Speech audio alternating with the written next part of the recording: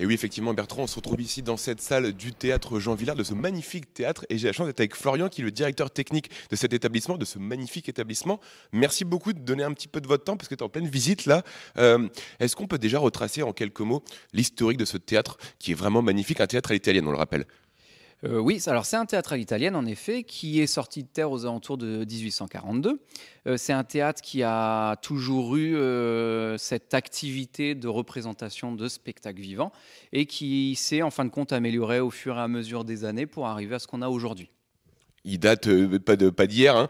Et aujourd'hui, vous ouvrez ces portes aux gens, aux visiteurs. Qu'est-ce que vous allez leur proposer aujourd'hui pour leur donner envie et surtout voir un peu la face immergée de l'iceberg? Alors, en effet, on ouvre régulièrement au public. Le gros intérêt de ces ouvertures, c'est de pouvoir montrer justement au public l'envers du décor, c'est-à-dire le côté plutôt technique. On parle ici dans ces visites du théâtre en tant qu'outil de travail et non pas en tant que bâtiment historique.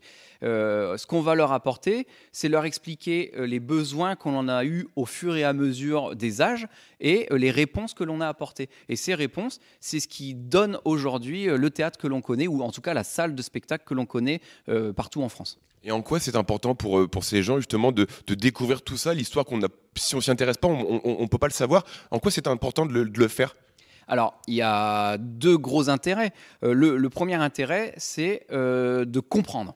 C'est-à-dire de comprendre, quand ils viennent voir un spectacle d'une heure et demie, de comprendre tout ce qui se passe derrière, le travail en amont, et de se rendre compte qu'aujourd'hui, quand on paye une place de théâtre, en fait, cette place, elle permet de faire vivre énormément de gens et qu'il y a besoin de payer. Le deuxième intérêt, c'est pour moi de montrer au grand public, entre guillemets, les métiers du spectacle vivant. C'est-à-dire qu'on dit toujours que les techniciens sont des techniciens de l'ombre, c'est-à-dire qu'on ne nous voit pas, on ne nous connaît pas. Et moi, j'ai cette volonté de montrer au grand public les différents métiers qui existent, quel est notre rôle, comment on travaille, pour quelles raisons. Et c'est important, entre guillemets, de populariser toutes ces informations pour que les gens connaissent, sachent. Quelque part, si on vient voir une de ces visites-là, quand on va revenir au théâtre après, on va réfléchir différemment parce qu'on va dire ça, je le savais pas et maintenant j'y pense quand je suis assis à ma place. Exactement, et c'est tout l'intérêt de ces visites. Aujourd'hui, lorsqu'on reçoit du public pour des spectacles, je recroise régulièrement des gens que j'ai eu en visite avant. En effet, ils vont voir le spectacle, ils le voient différemment. Ils le voient plus qu'en tant que public, ils le voient également en tant que charge de travail, création et compagnie. Et ils l'apprécient d'autant plus parce que du coup, ils ont toute cette partie qui n'est pas connue du public lorsqu'on n'a pas toutes ces informations. Alors qu'est-ce qu'ils vont découvrir aujourd'hui ces visiteurs? Ils vont vraiment tout voir ou le maximum possible? Alors non, ils vont pas tout voir parce qu'il nous faudrait plusieurs jours. Par contre, ce qu'on va leur apporter, c'est les choses les plus importantes, c'est-à-dire comment on en est arrivé là. Et surtout, ce qui, moi, me tient à cœur, c'est leur montrer la machinerie théâtrale. La machinerie théâtrale, c'est quelque chose qu'on a restauré il y a un an et demi. Et c'est quelque chose que l'on retrouve de moins en moins dans les théâtres parce que c'est une façon de travailler qui n'est plus actuelle, mais qui pour autant reste la plus efficace à mon sens. Donc j'ai toute une partie de cette visite qui va vraiment s'orienter sur la machinerie théâtrale pour qu'on en connaisse qu'on connaisse ce que c'est et que on puisse démocratiser ou en tout cas populariser ce qu'est la machinerie théâtrale pour que les gens en parlent de la bonne façon. Tout à l'heure, vous évoquiez les différents métiers qu'il y a au sein de ce théâtre. Est-ce qu'on peut les énumérer et nous dire un petit peu à chacun à quoi il sert? Alors, on ne peut pas les énumérer parce qu'il y en a énormément, hein, ça touche vraiment un grand panel de métiers. Maintenant, dans ceux qui sont les plus connus et qu'on va retrouver dans toutes les salles de spectacle, on peut parler du régisseur plateau, qui va être la personne qui va s'occuper du plateau, c'est-à-dire les décors, l'installation des frises, des pendrillons, etc. On peut parler du régisseur son, qui va être celui qui va être en charge de tout ce qui concerne le son, c'est-à-dire les micros, l'envoi des différents top sons, etc. Et on va aussi parler du régisseur lumière, qui est souvent d'ailleurs le métier qui est le plus connu aux yeux du public, parce que c'est ce qu'il voit, c'est la personne qui va mettre en lumière le spectacle. Maintenant, il y a beaucoup d'autres métiers qu'on n'imagine pas, comme les costumiers, les costumières, les régisseurs généraux qui vont plutôt être le chef d'équipe, les directeurs techniques qui vont plutôt être à la direction du théâtre pour centraliser un peu tout. On va avoir les décorateurs, les cintriers. Et les cintriers, c'est important parce que justement, c'est la personne qui va s'occuper des cintres, c'est-à-dire de la machinerie théâtrale. Un soir de spectacle, comme ça, il y a combien d'heures de travail avant, pendant et après? Parce qu'hier soir, il y avait un spectacle, il me semble, et vous avez vu travailler pas mal d'heures après la fin de la représentation. Alors, ça dépend réellement, ça dépend vraiment de la représentation. Ça va du simple au triple. Sur un spectacle, on va dire lambda, une pièce de théâtre lambda qui n'est pas trop chargée, mais qui n'est pas non plus trop minimaliste. On va avoir entre 3 et 6 personnes qui vont travailler. Une journée de 7 heures avant l'arrivée de la compagnie, puis une journée de 10 heures pour arriver jusqu'à la représentation. Et à cela, on va rajouter le démontage qui peut arriver tard dans la nuit. Par exemple, hier, on a terminé aux alentours de minuit, minuit et demi, pour un spectacle qui pourtant n'était pas si gros que ça. Eh ben, en tout cas, merci beaucoup. On va découvrir dans quelques instants le métier justement de cintrier, parce que vous le disiez, c'est quand même un peu le moteur de tout ça. En effet, c'est le cintrier, c'est le moteur de la machinerie théâtrale, et c'est sans jeu de mots, et c'est un métier qui est de plus en plus rare parce que la machinerie théâtrale est de plus en plus rare, et pourtant c'est un métier qui est très intéressant et qui mérite d'être découvert. Merci beaucoup. On rappelle encore quelques visites prévues pour ceux qui nous regardent. Alors, pour connaître les dates des visites, il faut se rapprocher de l'Office du tourisme. Il y en a une, entre autres, en avril, et il y en aura beaucoup d'autres par la suite. Merci beaucoup. Bertrand, j'ai une question. Apparemment, toi, tu es en plateau. Enfin, tu as une question pour nous. Je t'écoute. Oui, j'ai 2 questions. Alors, le premier, c'est de demander à notre nouveau régisseur. Amédée, l'ancien régisseur, nous avait fait visiter le théâtre et nous avait expliqué que, justement, ces cintriers venaient de la marine. Est-ce que tu peux demander Bertrand, ça ah bah si vous avez entendu la question, c'est parfait, je vous laisse répondre. Alors en effet, le cintrier, d'ailleurs la majorité des métiers concernant le spectacle vivant sont originaires de la marine, tout simplement parce que au moment où il y a eu ce boom du spectacle vivant, il y a eu également la crise maritime et que les marins se retrouvant sans métier sont venus en fait se greffer au théâtre. C'est d'ailleurs pour ça qu'on retrouve bon nombre de vocabulaires dans notre métier qui sont communs au métier de la marine. Voilà Bertrand, et la deuxième question que tu avais à poser. Alors, si vous descendez un petit peu et que vous allez sur la grille de chauffage, alors je vais demander à Stéphane et vous d'aller sur la grille de chauffage qui est juste en bas de la scène. Bertrand nous demande d'aller sur la grille de chauffage. Alors on va y aller, on va laisser Steph passer devant, c'est lui qui était avec moi au cadre aujourd'hui. Alors je sais pas où Bertrand dans quoi il veut nous emmener, mais on va aller Florian, lui donner raison. Voilà, quand on se met là, qu'est-ce qui se passe? Quel est le phénomène acoustique qui se passe là? Là, on est en plein milieu de la salle. On est donc dans un théâtre à l'italienne, en forme de fer à cheval. Et au-dessus de nous, on a une belle coupole.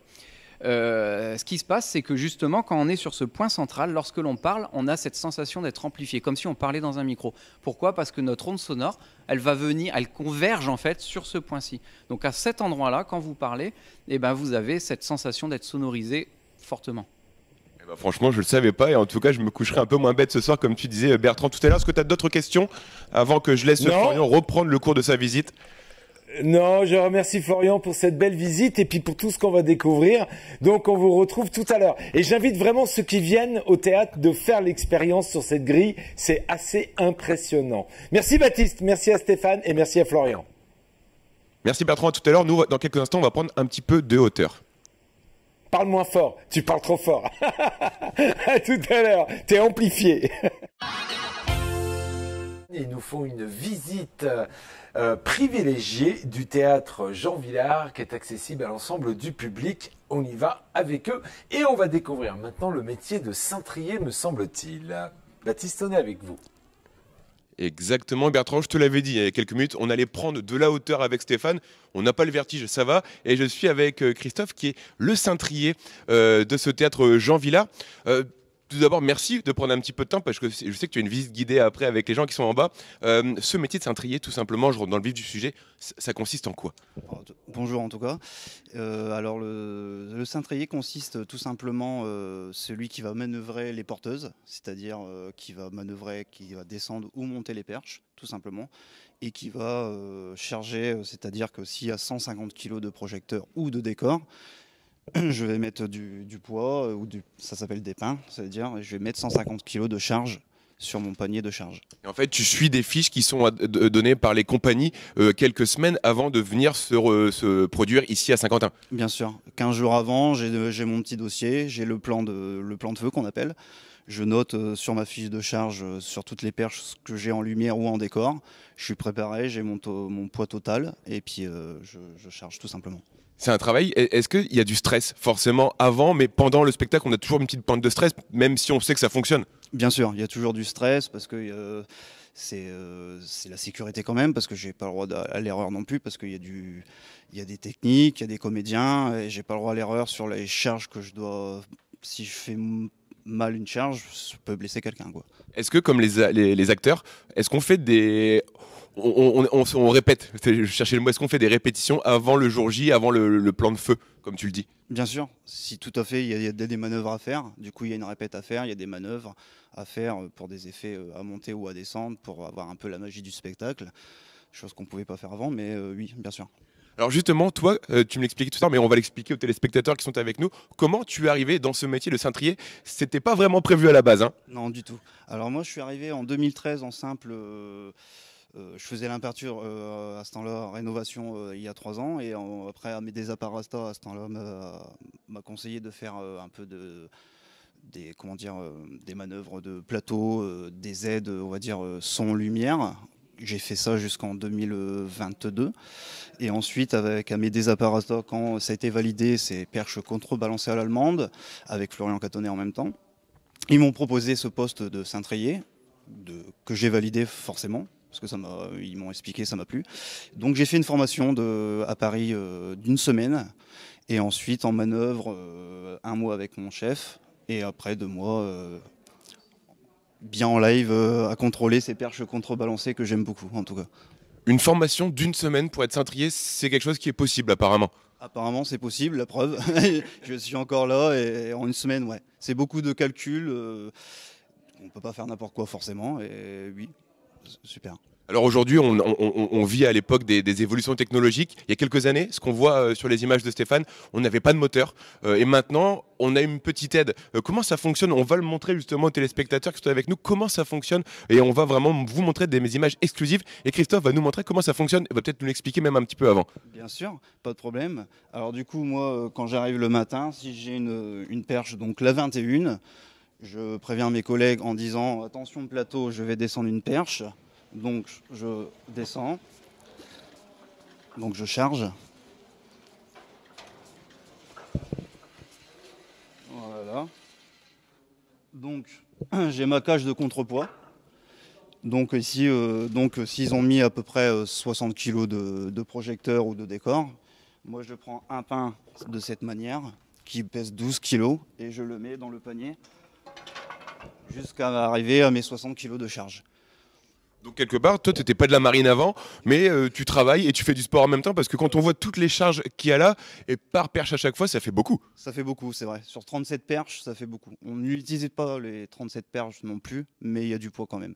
Donc on peut arriver facilement à 200 kg sur une perche, ou on peut arriver à peu près 1 tonne ou 1,5 tonne de pain sur un spectacle.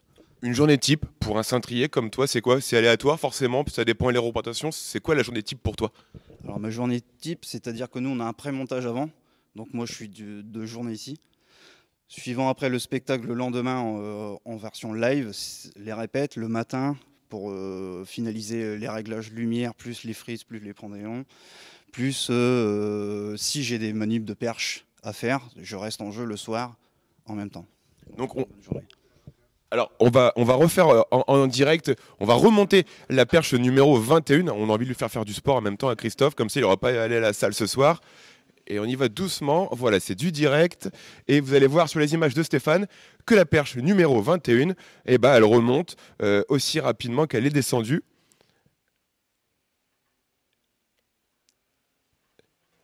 Et voilà, la perche numéro 21 est arrivée à sa place. Alors justement, quand on met un décor par perche, on se met combien de temps? C'est aussi aléatoire? Selon la vitesse de la technique du spectacle, selon la vitesse qu'ils veulent. S'ils veulent un échappé vite, ça peut aller très vite, en 5-6 secondes, ça peut être échappé au niveau du grill. Eh ben, en tout cas, merci. On le disait tout à l'heure, c'était pas une vocation, mais c'est un métier où on voit, tu prends énormément de plaisir. Tu vas l'expliquer aux gens qui participent à cette visite guidée. Et c'est devenu un métier vraiment intéressant. Et on voit avec les évolutions technologiques que ça a été un petit peu simplifié quand même, ce métier. Bien sûr, ça va travailler sur ce principe-là et en plus ça se perd, ce cintrier. C'est plus, et travailler sur ce théâtre Jean Vilar à l'italienne, c'est un plaisir de travailler là-dessus. Il y a des métiers qu'on aime faire un peu plus que d'autres. Alors oui Bertrand, alors on a une question en direct de Bertrand qui est en plateau. Bertrand, je t'écoute et je vais poser la question juste après à Christophe. Eh ben voilà. Alors, mes amitiés à Christophe d'abord. Et puis là, on part de ces perches qui sont donc au perché, puisque ces décors disparaissent en montant vers le haut. Mais il me semble aussi qu'il y a un mécanisme qui, là, cette fois-ci, est dans les sous-sols. Est-ce que c'est exact ? Alors Bertrand me dit qu'on voit le mécanisme pour monter et descendre les perches, mais il y aurait également apparemment un mécanisme au sous-sol. Est-ce que c'est vrai ou est-ce que c'est faux? Au sous-sol? Non, du tout. Non, Bertrand, c'est faux. Il n'y a pas de mécanisme au sous-sol. Donc en fait, toute la partie des décors part vers le haut. Il n'y a rien qui peut immerger du sol. Alors Bertrand me demande, en fait, tous les décors viennent vraiment du haut. On ne peut pas avoir quelque chose d'immergé qui remonte dans dessous la scène. Du bas, du haut, ça peut être possible, si, bien sûr. Et du bas, ça ne peut pas venir du bas? Non. Bah du bas, si, voilà. Du bas du plateau, oui, mais en dessous du premier dessous, non. Du premier dessous de la scène, on premier peut dessous, rien. Exactement. Tout vient du haut et de ces 37 perches qu'on a ici sur les images de Stéphane, 37 perches, ça fait beaucoup. Et en tout cas, merci beaucoup d'avoir pris un petit peu de temps pour répondre à ces questions. On a vraiment découvert un métier super intéressant. On vous propose des images magnifiques, mais venez en tout cas voir ces visites guidées. Il y en aura d'autres organisées très prochainement. Merci beaucoup Christophe. Je remercie également Florian, le directeur technique de ce théâtre Jean Vilar, pour avoir répondu à nos questions tout à l'heure. Merci à Stéphane également pour les belles images. On va redescendre, mais en tout cas, on en a vraiment pris plein les yeux cet après-midi, Bertrand. Et j'espère que vous aussi. Eh bah oui. Bah tout à fait. Et on comprend mieux pourquoi ils étaient issus de la marine. Hein. Parce que tu vois, c'est comme les voiles. Hein. Fallait les monter, les descendre. Et donc, on allait chercher du personnel qui venait de la marine et qui avait l'habitude de la manipulation du mot qui est interdit, le mot corde. Hein. Il est interdit d'exploiter ce mot-là, me semble-t-il. Hein. Exactement. Et Christophe, alors on a notre question de Bertrand. Apparemment, le mot corde ici, on ne doit pas l'employer. Non. Du tout, par rapport à avant, non, on dit soit un fil, soit une drisse, mais pas ce mot-là. Alors Christophe ne le dit même pas, c'est C-O-R-D-E, sinon ça va nous porter la poisse. Voilà, merci beaucoup pour cette dernière réponse, en tout cas. Appris davantage. Belle découverte. Merci et bonne continuation dans votre visite. On te retrouve encore un peu après ou c'est fini pour toi ? Alors c'est fini pour nous parce qu'on va laisser Christophe maintenant faire la visite aux personnes qui sont venues découvrir ce théâtre Jean Vilar. On va le laisser travailler et nous on va rentrer au bureau parce qu'on va préparer les duplex de demain avec Stéphane. Ok, merci beaucoup à toi et à Stéphane pour cette immersion au sein du théâtre Jean Vilar.